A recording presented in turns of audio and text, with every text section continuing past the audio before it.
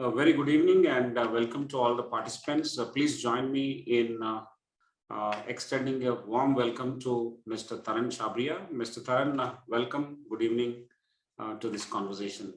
I'm very happy that you have taken some time to share your views with us on this WiseViews leadership conversations. So I'll share my screen and do the intro, followed by the opening remarks from the leader.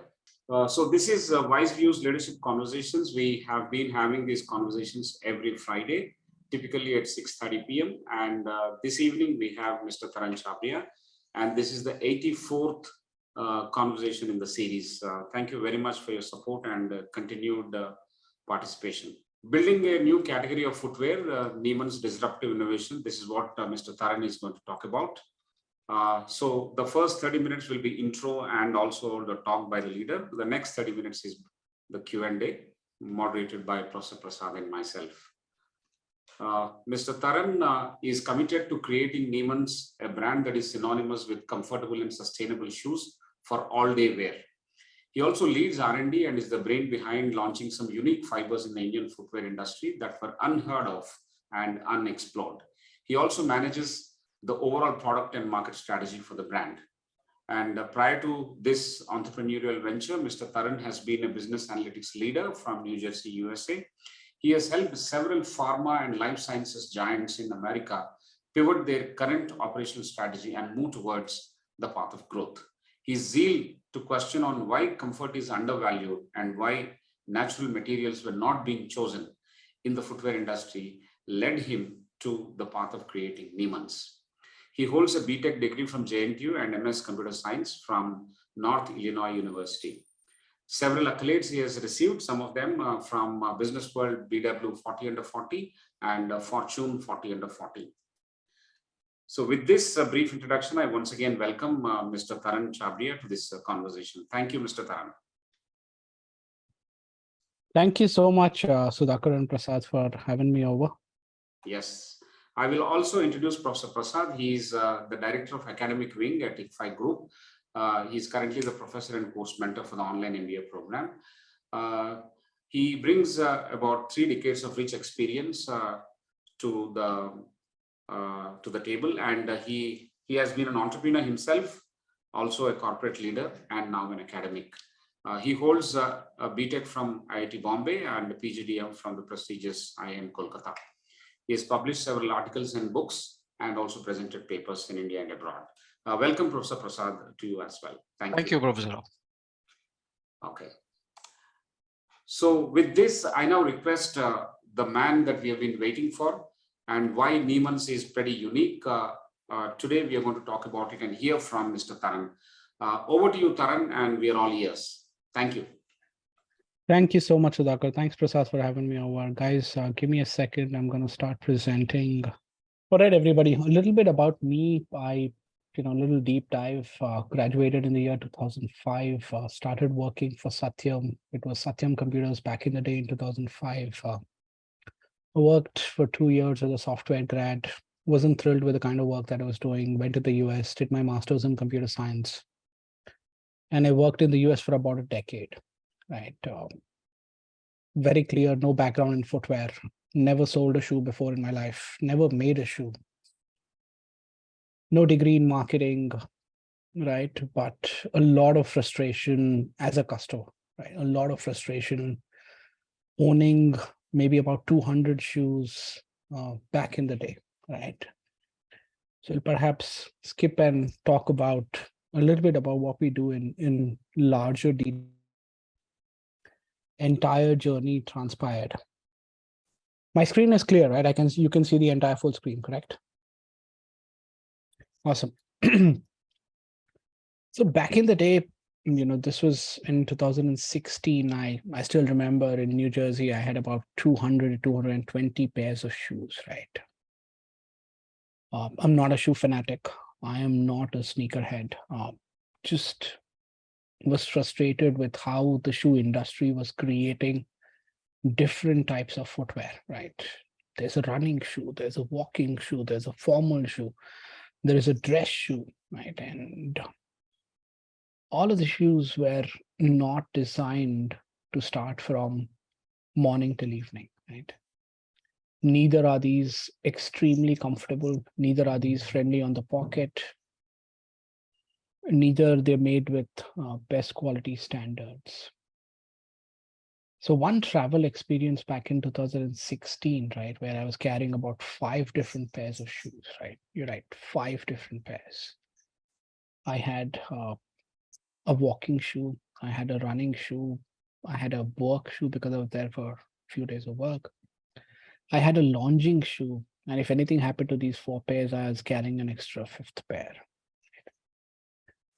A few incidents wherein I missed this suitcase, while checking in from Madrid to Sevilla while I was boarding a train station in Spain, kind of left me wondering, when would I ever put an end to this? Right?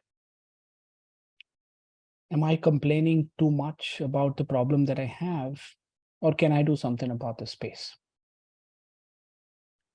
That's when the idea spun about, right? In the year 2016, when I started looking at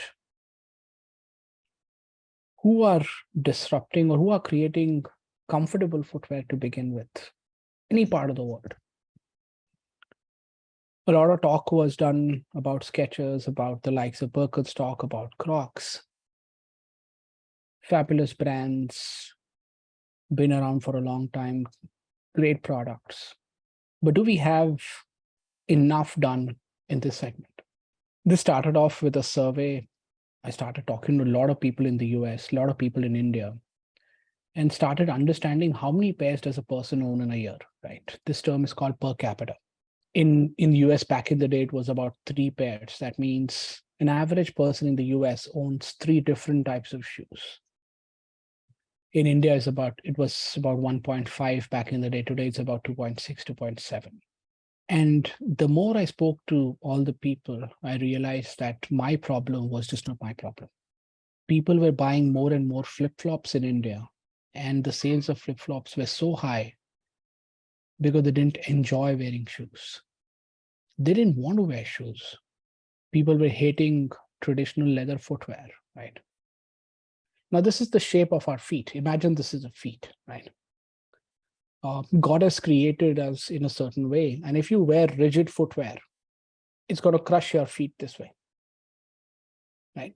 Imagine if I tie your hand this way for the entire day and crush it. How comfortable would you be? This is what a lot of footwear which is sold around the world is today doing. That's when we decided that, there is a tremendous opportunity. A lot of people are in the market looking for footwear, the right footwear. How do we build it? That's when I reached out to my co-founder, Amar. He's my elder brother as well, right? I pitched the idea to him. Of course, he loved it. The question that we asked ourselves is, both of us have no background in footwear. How are we going to build it? Now, we understood a lot about the customer problem. And that's the reason NEEMAN'S has about 150 employees. And we've not gotten a lot of people from traditional footwear till date. We hire people who think like customers, who are customers, who buy a lot of footwear and who understand footwear deep enough. Then the question we started asking ourselves is, how do we learn this industry? So me and Amar spent about 4 months traveling to different footwear hubs around the world. I spent 3 months in China, 2 months in South Korea. This was in 2017. Learned footwear design, manufacturing, sourcing. And that's when I realized that everything that goes on in a traditional shoe is made with materials which are synthetic, which are chemically loaded, and not great for the environment. Now, what we were looking at is, if we have to create a great product, it begins with great materials, right? And that requires a lot of research. That requires a thought process of how this material is good for our skin and good for the environment.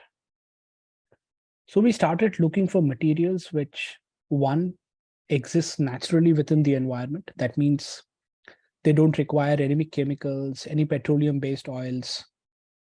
They don't require energy in consumption. A staggering fact that we found out was footwear industry alone all around the world emits about 10% of the carbon dioxide. We said there's got to be a better way to do this, right? There's got to be a better way to build a very, very large brand, and that to choose the right materials. So this is the problem that we're going after, right? We said the entire industry has been operated for the last 100 to 300 odd years in a certain way. We come in with the vision of changing the entire ecosystem. We will use materials that people thought were never possible in footwear, and yet create a very, very comfortable shoe. So this is a larger mission, right? We are saying we'll become a brand which all of India is proud about. We are a made in India brand, but we want to build for the world. An annoying fact that we found out back in the day was, and I'm sure most of you would know, was not many Indian footwear brands sell all over the world. In fact, I don't think there are any. And the one question that we kept asking people around was, which Indian footwear brand do you aspire to buy? We kept hearing silence, right? There are several large, great Indian brands, but today a lot of us don't relate to those brands. We don't understand their brand ethos. We don't understand what that brand stands for, and we don't buy from them. So how do we do it, right? We started in the year 2018, December. So in this month, we complete 4 years. Till date, we have about 10 products. And in every product that we have launched, we are India's first.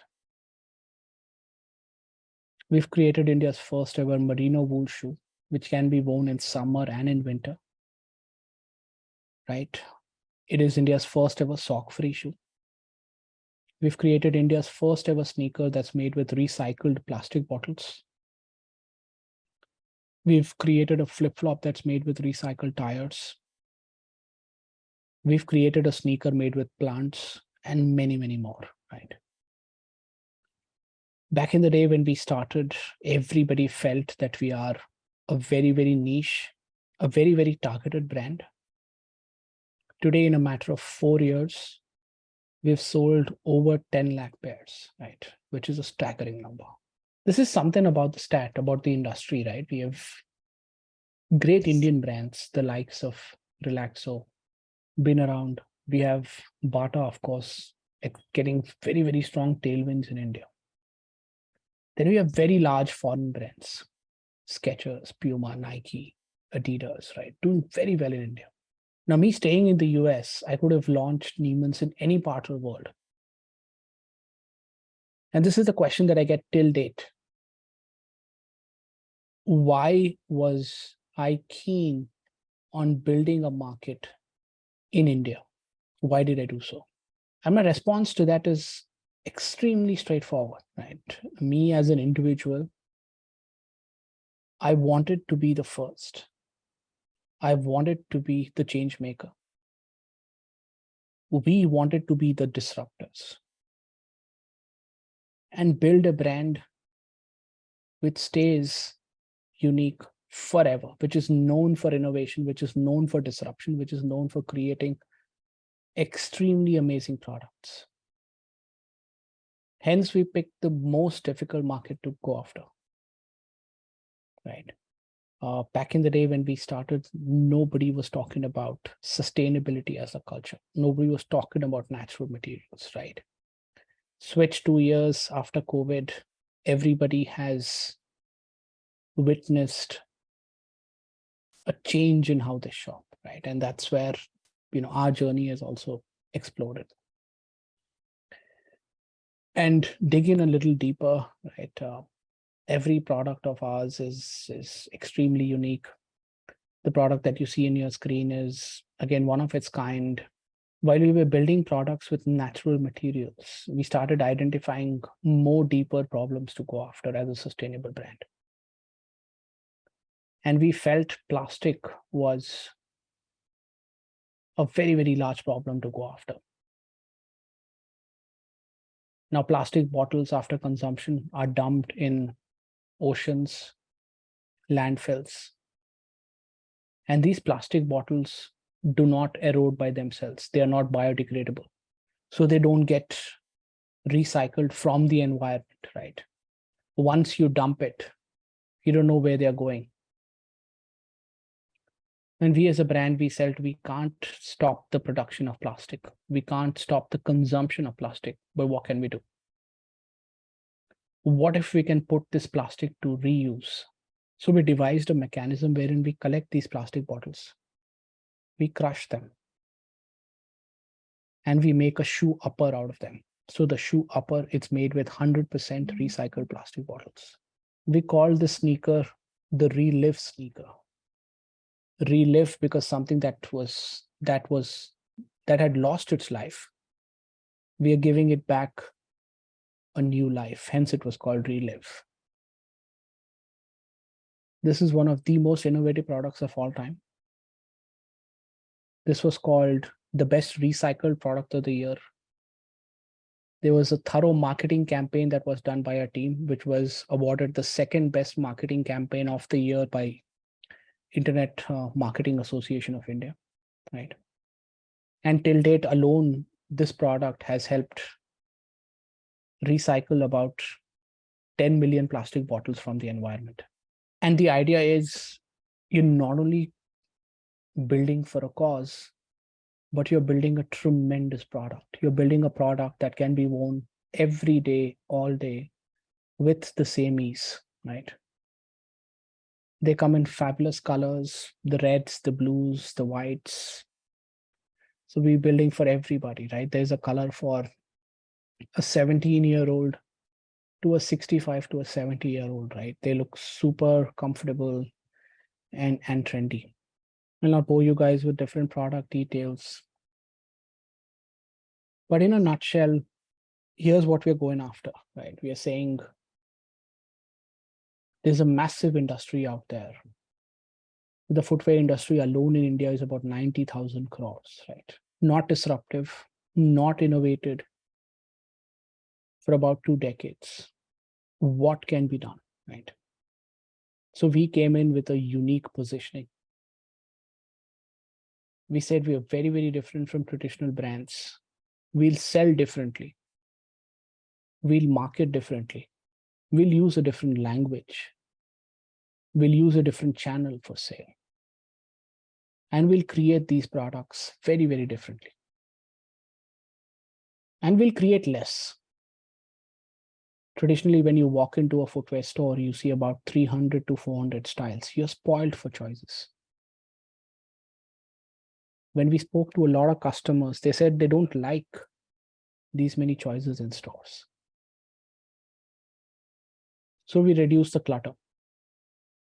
We are a brand today which does larger volume than a lot of other brands, but does that with only 10 products and have some unique features to talk about, right? Designed for 12, 14 hours a day, very, very flexible, washable, unique materials being used, extremely lightweight, and designed for multiple occasion wears, right? And I'll briefly talk about how we've approached, how we've gone about building the brand, right? Now, when we started NEEMAN'S, we said footwear is traditionally sold via wholesalers, distributors in India, right? But as a unique brand, will we be able to leverage the reach of a distributor? Will a wholesaler be able to do justice to what a product stands for? Right? And the clear answer to that was no. Hence, we took the digital route, right? Now, in 2017, 2018, Geo had revolutionized data rates in the country, right? Data surfing was at its peak and the prices were lowest. So we said, this is no brainer. Let's leverage the power of internet. Let's leverage the power of social reach. And let's create content at scale. Let's tell people what the brand stands for, right? And we've always believed that brand is bigger than product. People buy the brand, not the product. And from day one, we've always focused on brand marketing. We have a very deep content storytelling team that talks about our initiatives, our global standards, our work best practices, our materials, our unique product design, our thought process, and is continuously working on spreading the word, right? That shows on our social media following, right? What people write about us on the web, how much we have spoken about, right? And all the product reviews and the amount of love that the brand has, right? And we're still just getting started. In different channels today, we are available via Amazon, Flipkart, Myntra, and also launching our own exclusive stores in next couple of months, right? That's pretty much it. So I'll kind of pause here and we'll begin the next phase of the session. Right, Taran, that's a very interesting and peaceful way of communicating a very strong brand. I think you have a pretty unique style of communicating across the screen. Thank you very much for doing that. Appreciate that. So in summary, friends, NEEMAN'S has done two very important things in this journey. One is to understand the problem, other one is to have a greater vision. I think what begins is citing the problem and aligning oneself with the problem. That is lack of comfort in the shoes and the way the human foot is designed, and therefore the shoes are not aligned with that kind of design. Therefore, there's a discomfort, in my own words. Second, there's a huge gap with respect to providing shoes that are made with materials that are environment friendly. And the third, and a staggeringly big figure, that is the footwear industry contributing to 10% of CO2 emissions. I mean, that's a huge thing. So it's a great concern of identifying a problem that started with oneself and problem that we have seen with others around the country, around the world, and also for the environment. Then there's been a vision that has been thought through carefully, that has been prepared very carefully, asking questions like, is there any brand which is aspirational, which is made from India? So NEEMAN'S would like to be an aspirational brand, made in India aspirational brand. And is there any brand in India of footwear which is sold world over? I think the answer for these two questions has been not a very encouraging yes. Therefore, the vision has been built around that. And the entire execution, productization, R&D, and then the approach in marketing, everything has been pretty unique about this brand. I will save more time for Q&A, but this has been the initial template and the initial pointers that we have received from Taran, who has very beautifully explained the emergence of NEEMAN'S. That's so nice to know about NEEMAN'S. And also, one interesting fact is that they're going to have their exclusive stores very soon, apart from the current presence on the channels like Amazon and Flipkart on the e-com.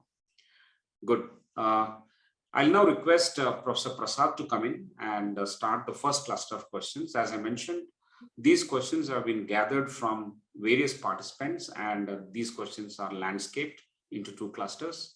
The first one is more in terms of establishing the context, founder's vision, the drive, and entrepreneurial highlights. That will be around the first context related questions. And the second one is on the application related questions as to various participants would like to understand and see what lessons can be drawn from the journey of NEEMAN'S or journey of Taran. Okay, so I'll hand it over to Professor Prasad. Thank you very much.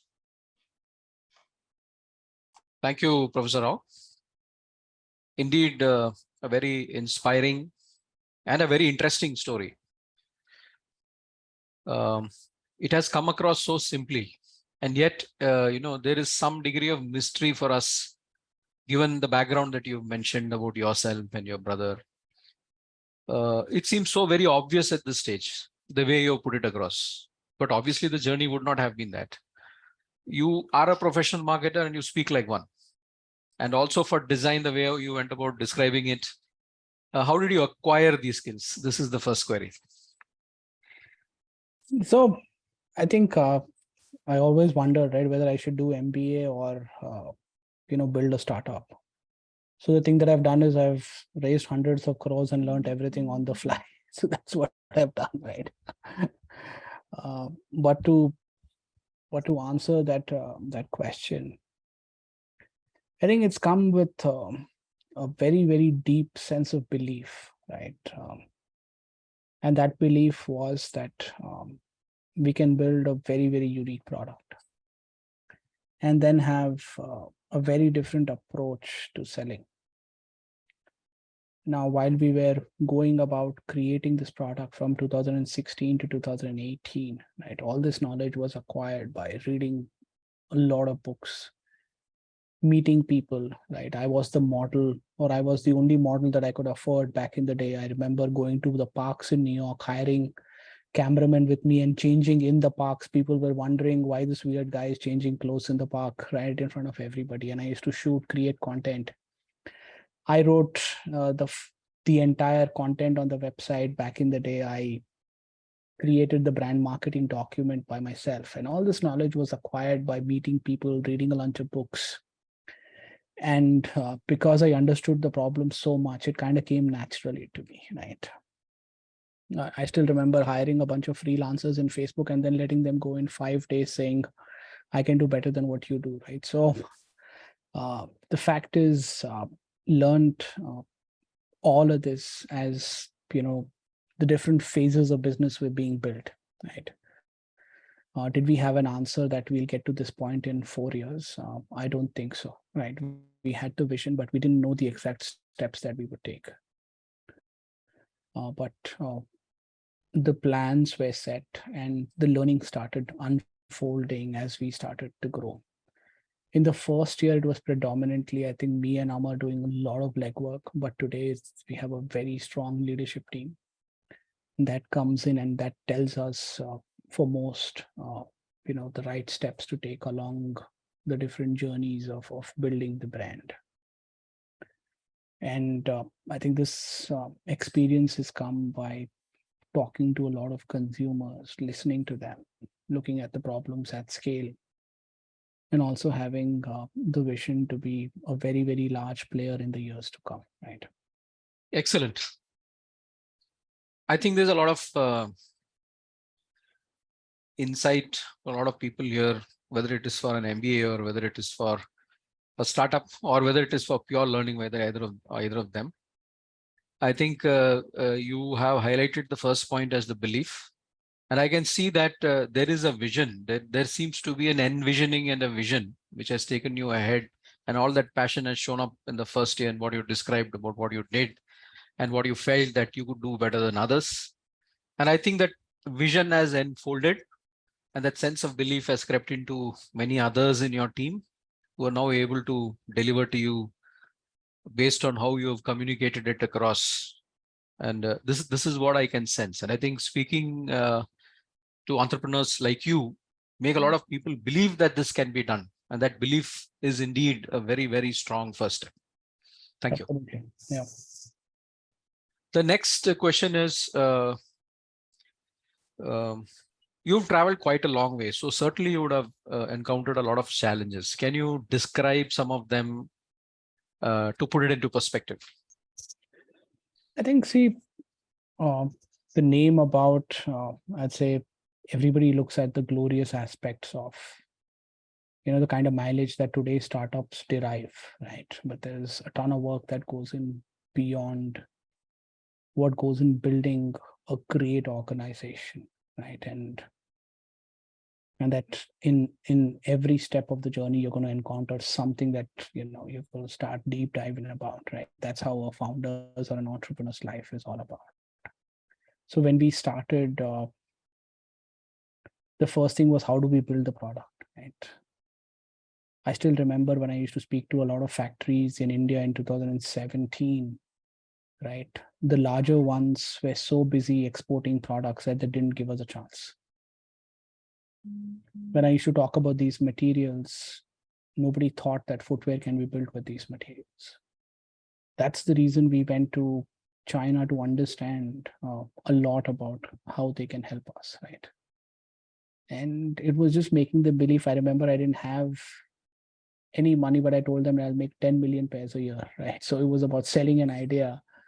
And that made me sit in their factories for 1 or 2 months and actually going about learning everything about designing, right? So at that, in the first couple of years before launch, it was creating a great product. When the product was launched, it was about how do you make the right narrative to sell the product. Once you've started selling, then the next challenge comes in: how do you grow the business? How do you acquire more repeats, right? Then you start looking for funds. Of course, you look for investors. That becomes the second phase of the business, right? Or third phase. And product expansion, category expansion, team expansion, right? Right costs, right unit economics. I think all these things are other problems that you start going after, right? At different phases of the business. Most of these can be encountered right at the start. And some of them are built after a product market fit is found, right? So I think, yeah, as a business, we continue to, learn, improve, aspire, and keep building. Fantastic. I think, you've also meanwhile given us a template of how you can actually learn management while raising funds and solving problems. Yeah. You've talked about a very deep sense of belief, and you are very invested into what you're doing. That is very apparent. So what has, inspired you? Where does all this energy come from? Well, it comes from the customer, right? We're mad about talking to customers, and we are so passionate when we see consumers wear our product, right? When we travel, in fact, there is an unspoken competition within our team who can spot more NEEMAN'S today in the road, right? And there are quite many when you go to airports, when you go to events, right? And this is a culture that we haven't spoken about, right? From the person who's built the product to a person who picks and packs. Whenever he or she sees somebody wearing NEEMAN'S, they walk up to them and take feedback, right? We tell them, hey, we are from NEEMAN'S. How do you like the product? Right? What are your thoughts? And the only thing that's keeping us going is the fact that consumers come back and tell us that they love the product, right? And this is where all the energy is derived. This is where the passion keeps coming back, all right? Because what we feel in footwear or anything that's related to fashion is there's a great sense of pride, right? Gone are the days. Imagine now, I've grown up in a very humble background where a school shoe was bought first for my elder brother, then it used to be passed on to me, then I used to pass it on to my younger brother, right? So we had 3 brothers. So imagine from that point of the day when ek hi bata shoe kharida jata tha and it was sent to multiple brothers, to that point where footwear is now become an aspiration, right? Footwear has become, today I first choose the shoes, then I choose the color of my turban, right? Then I choose the color of my clothing, right? And today for a lot of India, that's what it is, right? If you're not wearing a comfortable shoe, then you can't be efficient, you can't be proficient, you can't be good at what you do. And that sense of belief is coming because we feel we are doing something good.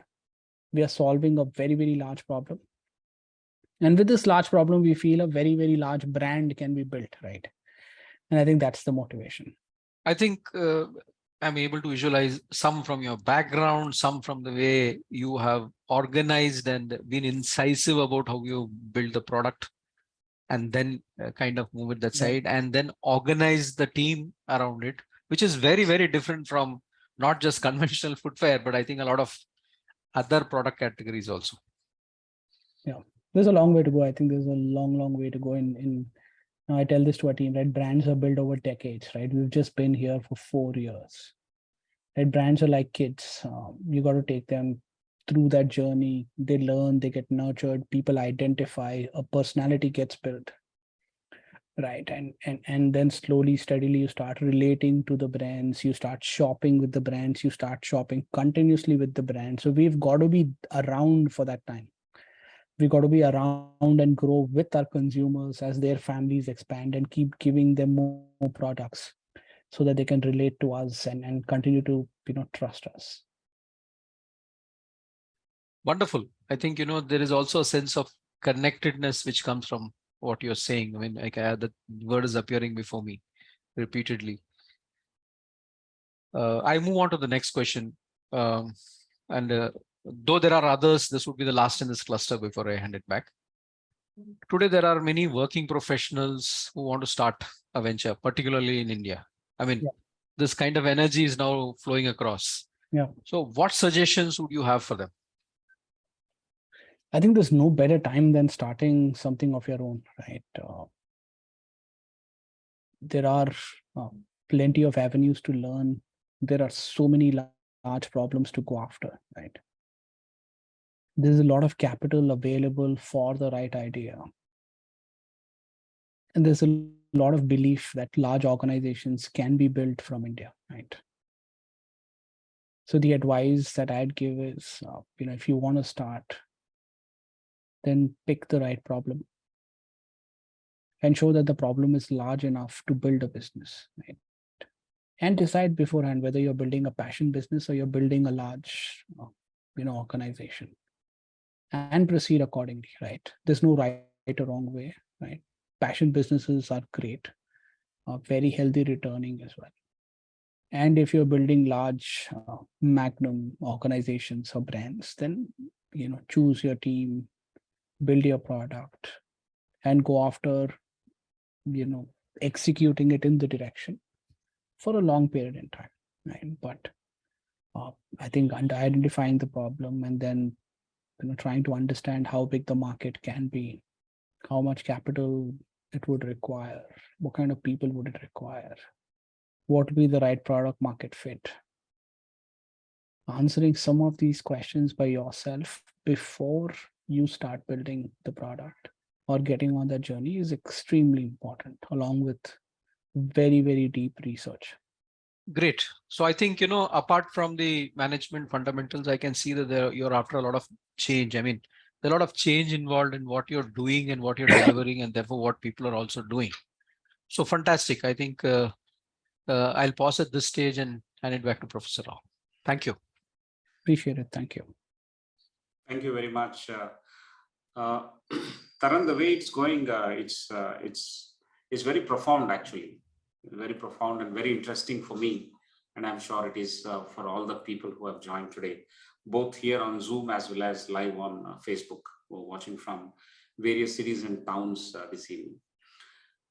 I have a habit of mellowing down a little bit if I listen to you for another half an hour. So that's the impact that you've had on me. Otherwise, I don't speak like this. Okay.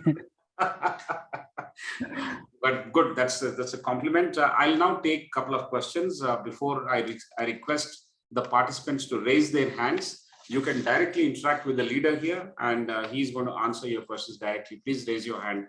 And before that, I'll take one or two questions.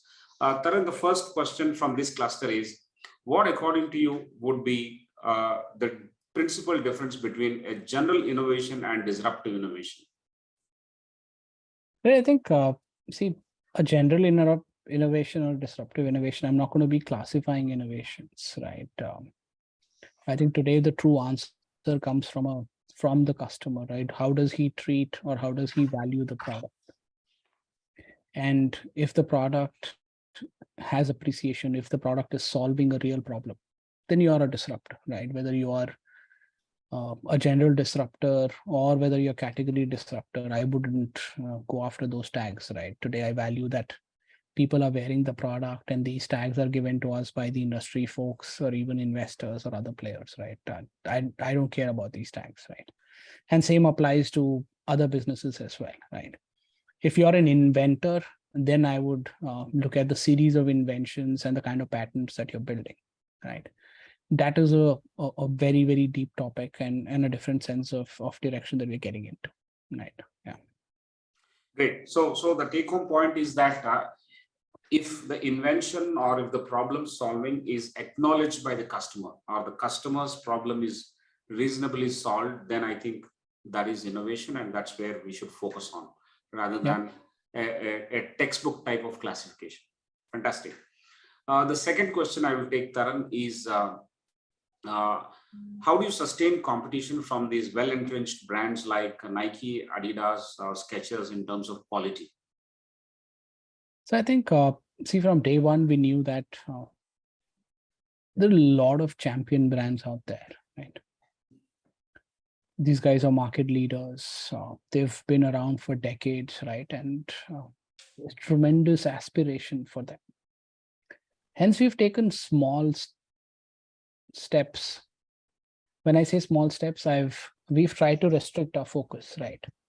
And said, we'll not go about creating a zillion products that we can't control. Hence, we go after a very focused approach. We go after a large problem and say, this is a very, very good product. It meets the sustainable standards. It meets the quality standards. It meets customer expectations. It meets the price expectations and can be afforded by a large demographic in India. And that's what we are going about slowly in a very, very deep, well thought out approach, right? And today, when people come and ask us, who do you compete with, right? We say we're competing with everybody out there.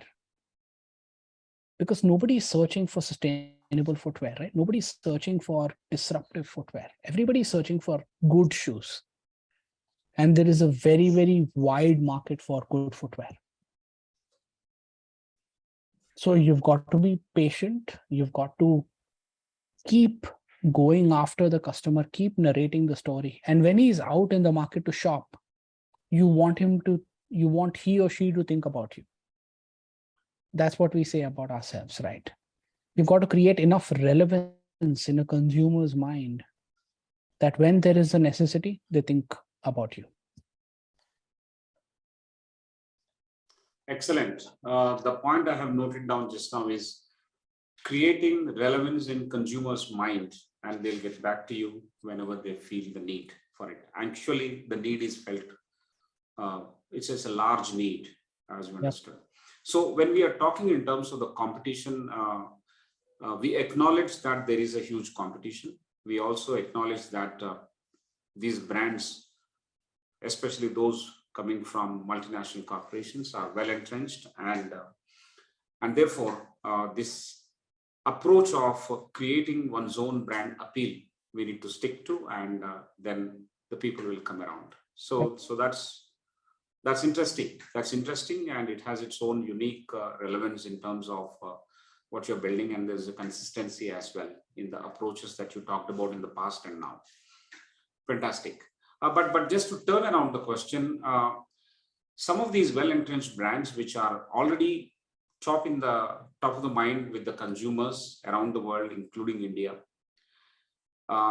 if they get to sustainable shoemaking, if they get to fibers that you're talking about, the relief fibers, recycled waste paper, recycled plastic, merino wool, so on and so forth, is it very difficult for them to actually get into that?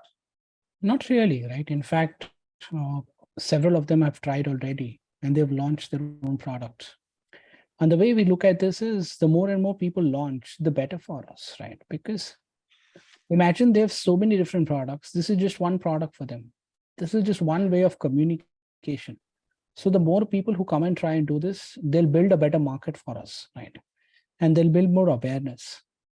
But we've built an entire brand out of this, right? And we'll create a series of products, right, in lifestyle, in different categories in the next couple of years. And, the people who will be more benefited is us, right? So more people coming into this is extremely healthy.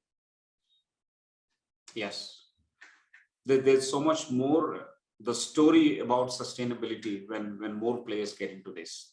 And there's no winner take it all, right? In no Right. market, there is no winner take it all. Correct. In no market, there can be only one market leader, right? Absolutely. There have to be Absolutely. several, and you've got to respect competition. You've got to keep innovating. You've got to keep building. You've got to keep improving. Keep talking to customers, right? Keep improving the product, right? And I think fashion and lifestyle is one of those categories that has a market and product for a variety of brands across different price points. Absolutely. Wonderful. Wonderful. Well said. So thank you, Taran, for that. The next question I will take, and I request members to raise their hands. There's already one question which I'll read out after some time. But the question that we already have gathered before starting this session is, how do you ignite the buyer interest on footwear to transform from a mere utility to a lifestyle statement? This is related to what you said just now. I mean, you've been mentioning about a very different marketing approach. I'm not saying that this is not in the textbook. It is a textbook, but then you have chosen to build a digital brand first, and you have actually conserved the energies, conserved the money, and sharply focused on creating an online brand. And now you are also going to have your studio outlets or exclusive outlets. Having said that, converting or transforming utility into lifestyle, how will NEEMAN'S approach this? Are there any 2-3 points to answer this? Right. So firstly is we try and create a sense of look and feel and a lookbook for our product, right? While we've tried to digitize and show the USPs of the product, and we've gathered a lot of insights from how electronics was sold, right? Or how electronics is sold. Now let's imagine 4 years ago, right? Today, of course, televisions are extremely affordable, but let's roll back 3-4 years ago. You walk into a store. The first thing that you look at in a TV is the brand. You're not going to buy from any brand if you're choosing a TV, because you know the brand value is so much more important, because along with the brand, there is service, there is reliability, there's trust. Once you've garnered the brand, then you ask, how many inches is the TV? Whether it's a smart TV or not, whether it can be connected to the internet. How many watts does it have? What's the price point? And a series of other features. So we thought about footwear the exact same way. We said there is brand, then there is product. Then the product needs to have a series of features like lightweight, comfort, breathability, washability, right? Durability. What is it made with? And so on. And then try and showcase how this product fits their life. Showcase the lookbook of it. Show how you can wear it in mornings, in evenings, in jogs, in office, in parties, in casual wear. Then consumers start relating to the product. They start envisaging on how the product can fit their lives, right? And that's how a mere utility can become a very critical part in lifestyle for consumers, right?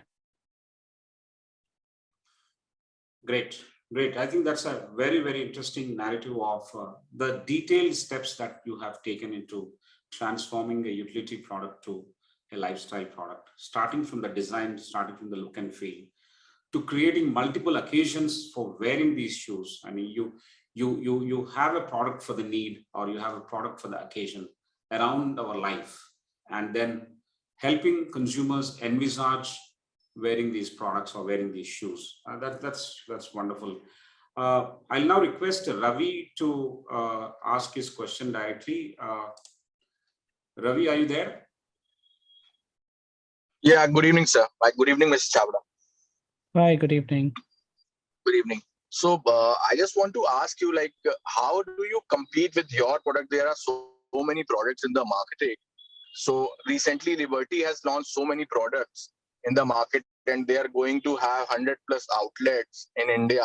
And also, they have taken Ayushman and Rakul Preet as a brand ambassador.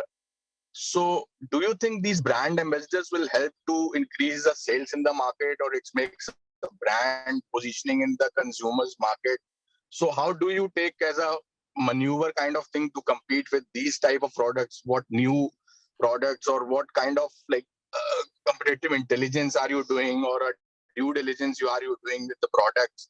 So what is your like future plan with your product to compete with these kind of products, the other competitors? So, like I said, right, I don't think we are looking at how, when and how somebody is operating hundreds of stores, right? There are a lot of brands which have over 200 to 500 stores today in the organization. I frankly feel we are, slowly taking the right steps to get in the minds of consumers, right? And there's no point thinking about how we can get to 100 stores because the journey for 10 stores is yet to begin. So to answer a couple of your questions, brand ambassadors, the Yes. number of channels of sale, right? All this helps because distribution is a very, very critical aspect in a brand's journey. And the more avenues you have for sale, right, the more channels the consumer is going to discover you, right? So kudos to Liberty for having 100 stores. Kudos for all the other brands to have so many channels of sale.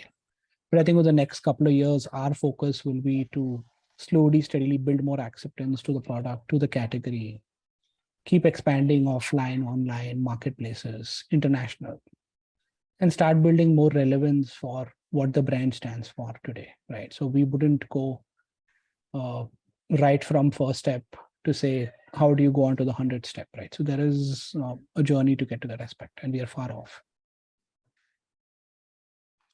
Great. Thank you very much for comprehensively. Thank you. Yeah, thanks, Ravi, for raising that question. Thank you, sir. Thank you. We'll go to the next question before anybody raises their hand. Do you make products, Taran, for the shoes that fit for semi-flat feet or special condition feet? Do you have such products? That's a query from a participant. So we don't make products specifically for certain conditions, right? Now we've gone after larger markets. So hence we've said our products will appeal to a variety of buyers with a variety of condition, be it in casual, semi-casual, or any occasion, right? But we've not specifically gone after, say, flat feet, say, arc support, right? That's our next set of launches that's going to come on in the next 12 months. Okay, right. Thank you. Also, there is a query about understanding what is the role of rubber in footwear making, and are we eliminating rubber totally from your products? Not at all. I think rubber is a tremendous material, right? It adds a lot of durability. It adds a lot of grip in different types of footwear. And we don't eliminate rubber in our soles. In fact, in our flip-flops, we use recycled rubber that comes from tires. And in our shoes, we use natural rubber as well. So there's no way that we are eliminating rubber, because rubber is great for durability, is great for grip, it's great for shock absorption. And it increases the durability of the product as well. Great, wonderful. So you're not eliminating rubber and you're using recycled rubber, natural rubber, and it stays as part of your product making. Taran, the next question is again very interesting. What can be the alternative to leather shoes? The shoes that can give similar kind of feel when you wear the shoes. So what is the alternative to leather shoes? We're working on it. In fact, there's a very detailed research that's being done, and we keep getting asked, we love your product, but they're too casual. How can you create a formal looking shoe that can replace leather, right? So we've identified a series of materials, right? And we call these materials are derived from fruits, are derived from plants, and from a few other sources. And this will be launched in the next year by us, right? And so there's a very deep research on going after the formal market. Great. So we are expecting similar kind of shoes from NEEMAN'S very soon. Absolutely, yeah. Great. There is another interesting parameter that we would like to understand. Based on your description and what we have studied, NEEMAN'S as a brand is a largely insight-led brand. The brand building itself has been based on insight, talking to customer, observing customer, a deep sense of belief in solving customers' problems, so on and so forth. So in the journey of the last 4 years, are there any instances, say a couple of instances, where your product concept has been reworked based on your customer feedback? I don't know if the numbers were sufficient, but no, absolutely. I think every product has had multiple churns of improvements. And every time the product goes to manufacturing, right, we try and include a bunch of feedback and try and keep upgrading the product and keep making it better, right? Because when we talk to customers before launching it, they'll be like 500 to 600, right?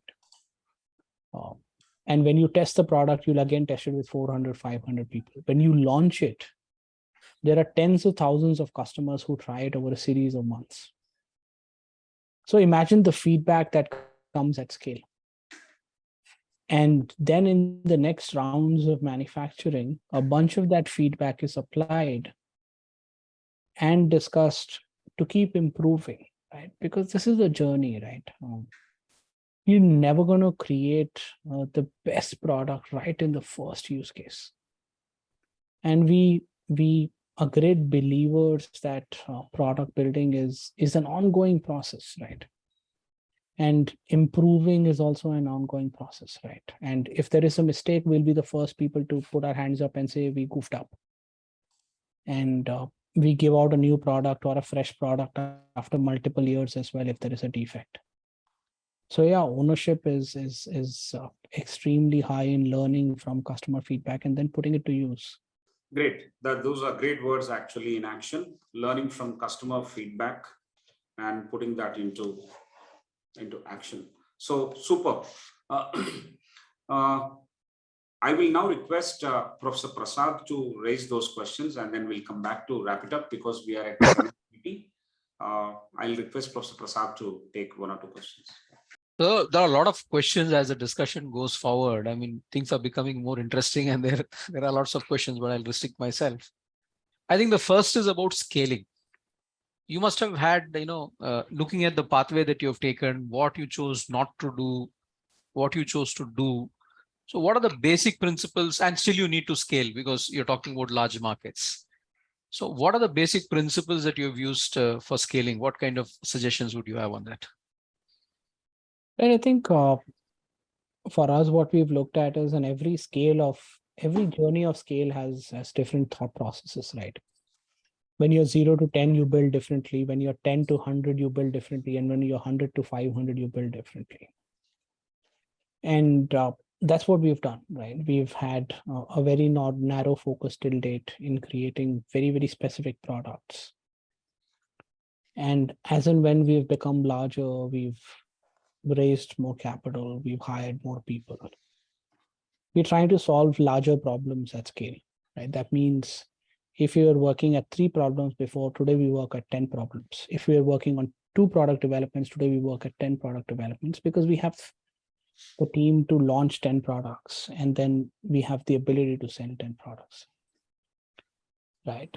And all of this has come via belief, it's come via content curation, it's come via opening up different channels of scale and also enhancing the visibility of the brand and the product so that the customer discovers us and buys from us, right?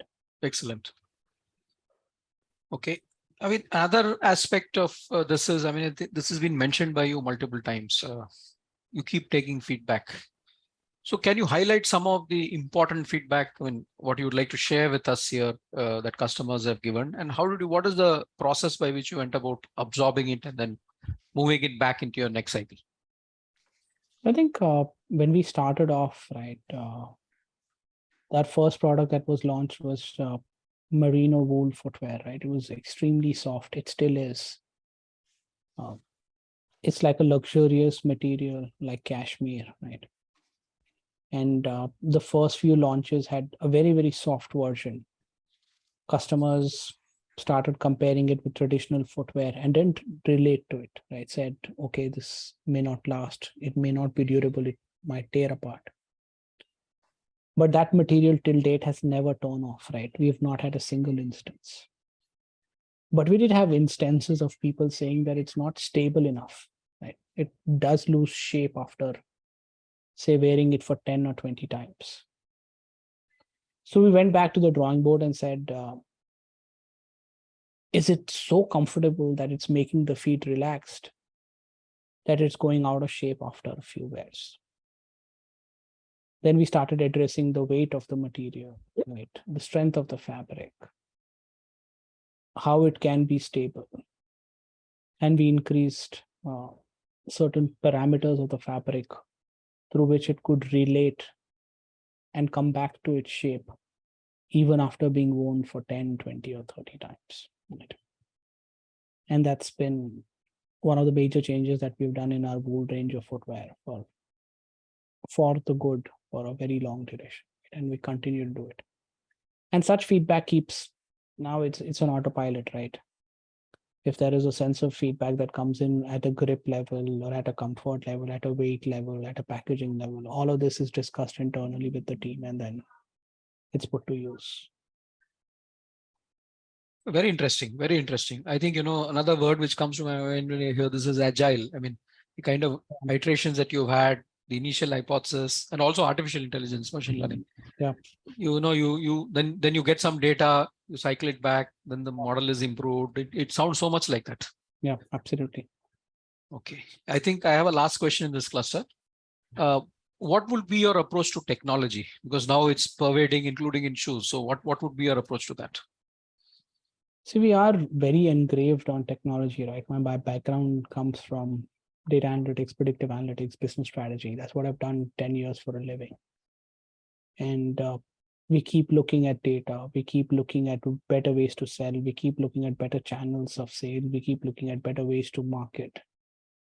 And keep looking different ways through which our entire data intelligence could figure out to analyze trend better, to predict the customer journey better, to predict the marketing journey better, to predict the next material that we can leverage.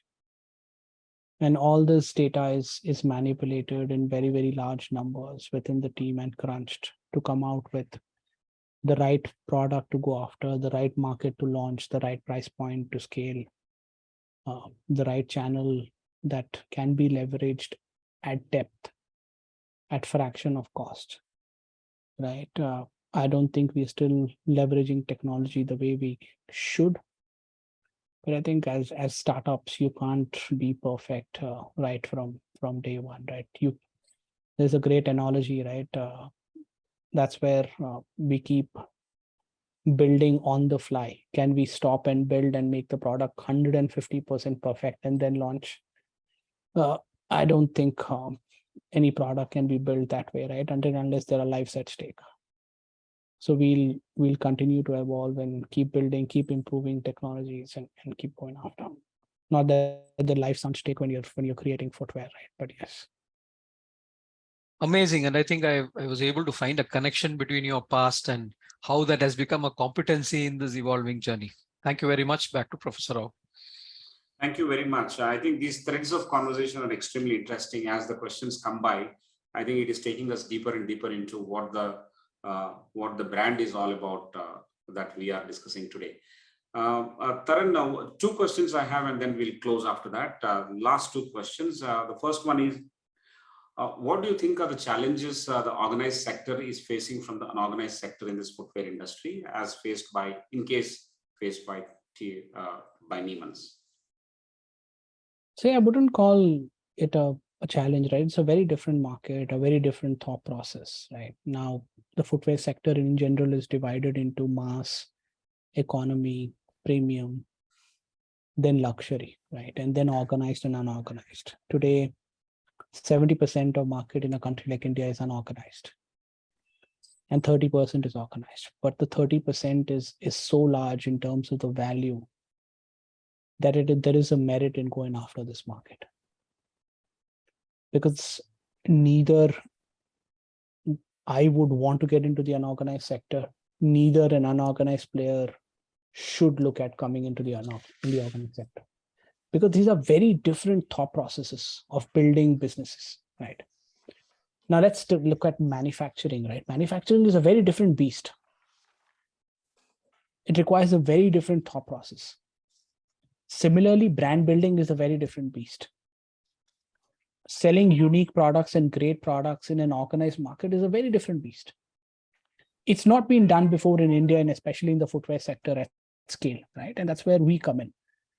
And I don't think I'm worried about the unorganized sector at play, right? I'd love for the customers who shop in the unorganized sector to come in and shop organized. And that's where the rising income levels, brand aspiration, product stories, and there is a clear shift. In the last 5 years alone, the product or the footwear market in India has grown by 25%, right? Purely towards the organized sector. So that indicates that there is a shift in how people shop. And I think this will go exponentially in the next 5 years as well, right? As the GDP of India keeps growing, we'll have more and more people leaning towards the organized sector, better brands, deep quality products, right? And I think that's where the country is also going to start flourishing more and more. Wonderful. So the last question I have is, if I want to try your shoes, how do I try your shoes now? Well, it's very simple. Go to our website. It's NEEMAN'S.com, NEEMANS.com. We have an extremely user-friendly website. Go select your size, order it online. We'll deliver it in a couple of days. We ship all over India. If there is any problem in your size, in the color, you don't like the product, you just log on to our website again, we'll take it back or we'll give you a new product, right? It's completely risk-free. Go ahead and try. So wonderful. So I'm waiting to try your shoes as soon as possible, Taran. Yeah. Awesome. Good, good. Now, this whole conversation today is very, very interesting, and I'm tempted to ask one question, which is between yourself and Professor Prasad. Both of you can answer. So the question is, here is a case where the founder is right from the word go says there's no background in marketing, there's no background in business, but there's enough of technology, enough of solving problems in a world that was very different compared to, say, a decade of experience that he has had abroad. Whereas Professor Prasad is skilling, educating, empowering working professionals sometimes, most of the times, through the online MBA program. And the need for such a skill, the need for conceptual clarity, and also practicum that is embedded into the programs. These are two different things. How do you reconcile these two? Should we treat this as just an outlier? That is, Taran Chhabra is an outlier, so we don't talk about him. Or we say that there's a larger market for what Professor Prasad is doing, and therefore we continue to do that. Or how do we find an intersection between these two? Yeah, maybe I'll start. Yes. Fully during this conversation from the beginning, I mean, this is the question which has been crossing the mind. And I must say that there are two things which are very common. One is the product and the other is the marketing. See, we've come in trying to solve a very different problem than what is conventionally addressed by universities.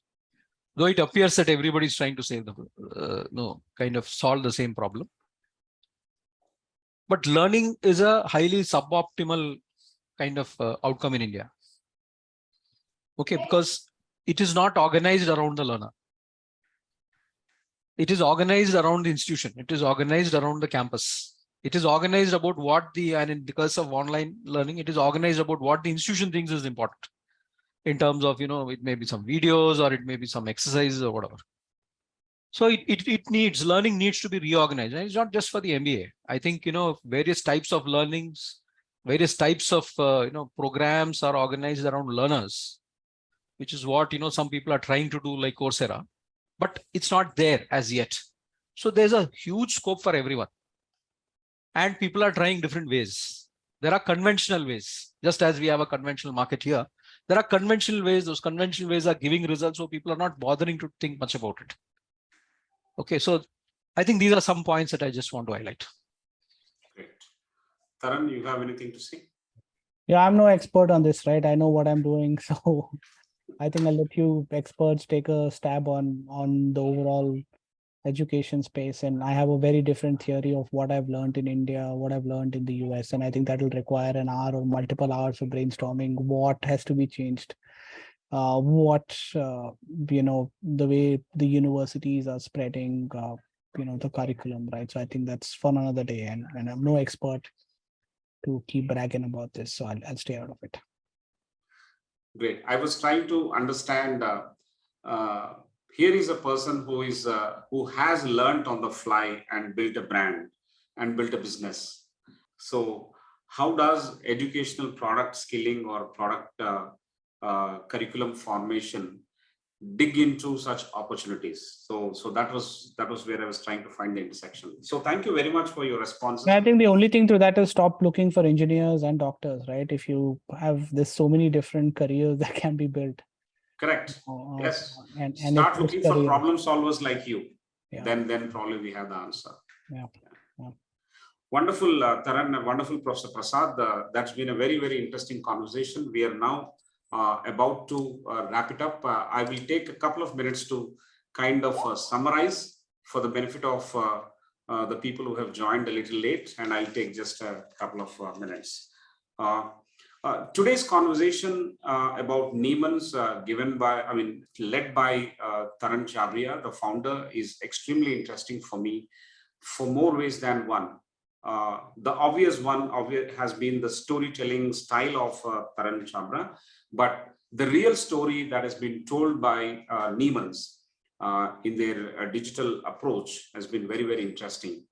What we have learned today is the fact that learning on the fly, learning based on knowledge of customer problems, and therefore picking up the insight from that and creating a solution and building a brand. That's a very, very important first point that I would like to understand. It started with defining the problem extremely well and creating a vision that could encompass all that one would start to do. The detailing of execution in terms of what is called evolving vision. Vision is there already, but evolving vision is another word for actually creating the steps of execution and envisioning the whole process. I think those details have been very, very interesting, one step at a time, but it has taken 4 years to reach where NEEMAN'S has reached. This startup is wonderful in terms of its approach of creating that larger vision where the footprint is not only large, but also in terms of solving the problem, which is also large. And it is not just appealing to those who are in India, but it is going to appeal to a large number of people around the world. That's the second point. The third point, and very interesting point, is they have already sold 10 lakh pairs of shoes. That's the number which I jotted down. Correct me if I'm wrong. The huge market that's available in India, which is being championed right now by many brands that have come from other countries like US and various other countries, multinational brands. So that gives us a greater promise of what we can do in India with the vision that one has built, just like NEEMAN'S. The entire approach of a brand is very, very different. The patience that is required, you get that patience because of the depth of understanding and because of the sense of belief that you have, or the power of belief that you have with what you are actually working. I think the other activities like marketing, other activities like brand are just a fallout of that power of belief that one has. So people buy the brand and not the product. I think that's where it is. It's several conversations in the last 84 conversations we have had. We have had one very interesting conversation also, and I want to say that whether people vote for an individual, one who stands for elections, or people vote for the party he belongs to. I mean, that's been the debate going on. But here, very differently, people buy the brand and not the product. That's the power of brand building as well. And how exclusively, how carefully nurtured, brand has been built. Brand is a kit one has to actually take care, cultivate, nurture, go around, live with, expand, and then and grow along with the brand, with their needs, with the people, and all those things. At some point in the conversation, it appeared that it's very, very disruptive in terms of the approach. It appeared very disruptive for the fact that it has been built completely by the insight. It has been completely built by those without any knowledge in marketing, without any background in marketing. Sorry. Now that appears like, you know, unconventional in terms of where to start, how entrepreneurs can look at it, and what kind of promise they have. If you have a very strong idea and how uniquely you can take it forward, obviously other things can be brought around. And I'm sure one has hired people who had deeper knowledge of, or deeper sense of looking into customers' problems and customer insight picking. I think that's how it has begun, and organization has been built. The other important thing is that inside-led brand building, which we were talking about since beginning. This brand also has created greater visibility.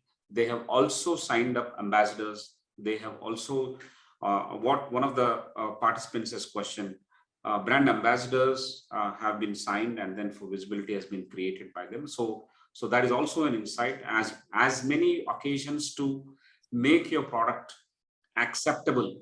So many you will have to look for and then create and build the brand. The entire channel of product marketing, having a very unique product, followed by narrative, followed by the right kind of people who will actually work on it, and the people who would like to accept this, and then of course looking for funding, and then building a team around that and expanding it, and staying focused and making efficient unit economics. The entire funnel is a takeaway for the budding entrepreneurs that we have around the screen today. But one thing that is running common is learning, improving, aspiring, and keep delivering. I think this is true for any situation. In the words of Taran, I repeat, learning, improving, aspiring, and keep delivering. It looks like the mantra, and therefore, whether it is written in a textbook or heard from a leader like this, it's very interesting and applicable. So this being mad about talking to the customer is, and customer being the inspiration for this brand is a very important aspect for us to know. Those who are passionate about getting into entrepreneurs, and those who are entrepreneurs also, will have to focus on that. So the customer point of view is extremely important than the existing classifications in the market, whether it is a disruptive innovation, whether it is a general innovation, it doesn't matter, as long as the customer's problem is solved and the customer acknowledges this problem. This is a fantastic conversation. We have also talked about how successfully NEEMAN'S has transformed the utility into a lifestyle requirement, and they have taken various steps, and those are in progress, those are successful, and they're at various stages as well. So the overall vision for NEEMAN'S, as expressed by Taran, has been that more number of players coming into sustainable fibers and sustainable materials of shoemaking or footwear making will only expand the market, and a greater consciousness will arrive, and all of us will work towards the greater cause, and use sustainable products and materials, use recycled plastics and rubber, and also the materials which are not harmful to the planet. So wonderful. This conversation is very, very different, I must confess, compared to what we have had in the past. I must, on behalf of everyone present here, thank Mr. Taran Chhabra and NEEMAN'S for your time and expertise in sharing your responses to various queries that we have had. Thank you very much, Mr. Taran. Thank you. Ladies and gentlemen and friends, we will see you next Friday at 6:30 p.m. We are going to have a leader from Australia who is going to speak to us Friday 6:30 p.m. December 23rd. We will send the communication out to you, and we hope to join. Till then, go and search NEEMAN'S and look at the product variety and the range and some of the marketing models that they have adopted. Whereas in ICFAI, we will be looking for opportunities to write a case on NEEMAN'S, We have a very interesting case research center, which is globally acclaimed. We are world number 2 in the case contribution, only after Harvard.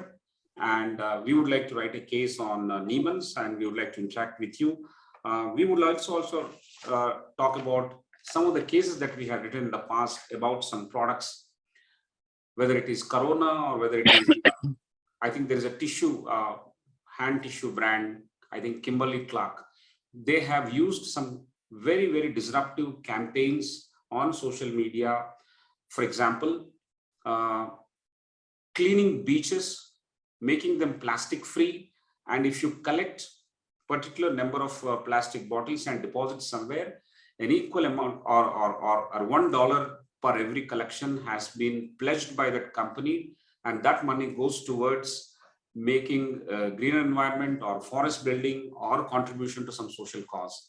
I think such innovative campaigns have been done. I think those can be sourced from some of the cases that we have already written, and we look forward to seeking opportunities to contacting you, as well as discussing the possibilities of writing cases especially with respect to NEEMAN'S in its marketing approaches, in its product sustainability areas, and also with respect to entrepreneurship that appears very, very unique. And also your style of narrating your story, which is very, very unique again. My compliments to you, and thank you very much for this time.